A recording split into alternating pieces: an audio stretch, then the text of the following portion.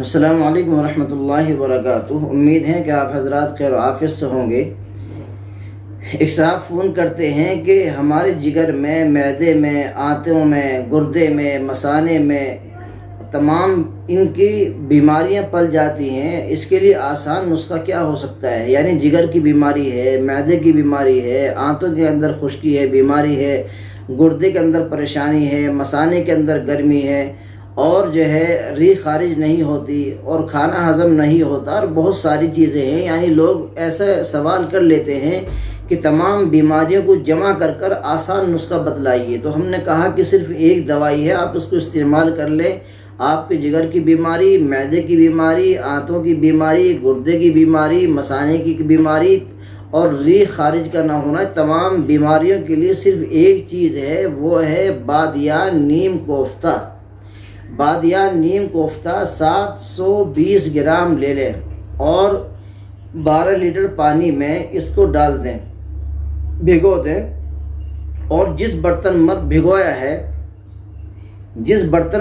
ہے اس کو آپ ڈھک کر رکھ دیں۔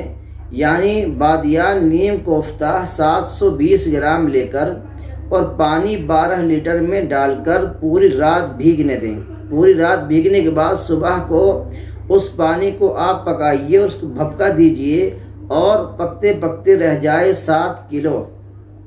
صبح کو اسی کو پکاتے رہیں، اور 7 لیٹر رہ جائے تو بوتلوں میں بھر کر محفوظ رکھ لیں۔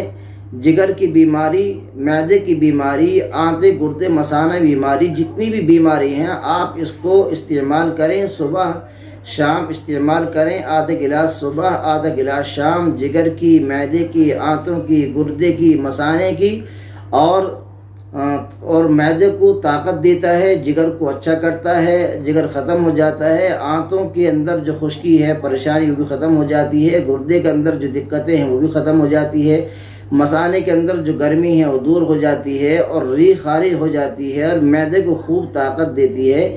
آپ اس کو استعمال کریں، بہت بہترین نسخہ، ایک دوائی کے ذریعے سے آسان علاج ہے، آپ اس کو استعمال کریں۔ میں سمجھتا ہوں کہ جگر، معدہ، آنتے، گردہ، مثانہ اور بھوک کا لگنا، اور جو ہے معدے کو طاقت ملتی ہے، اور بہترین نسخہ صرف ایک دوائی کے ذریعے سے آپ علاج کریں انشاءاللہ۔ اگر ہمارے چینل پر آپ نئے ہیں تو سبسکرائب بھی کیجئے، شیئر کیجئے، کمنٹ کیجئے، اور کوئی مسئلہ، معلومات، کوئی دوائیوں کے سلسلے میں معلومات کرنا ہے تو معلومات بھی کر سکتے ہیں۔ انشاءاللہ پھر ملاقات کریں گے۔ السلام علیکم ورحمۃ اللہ وبرکاتہ۔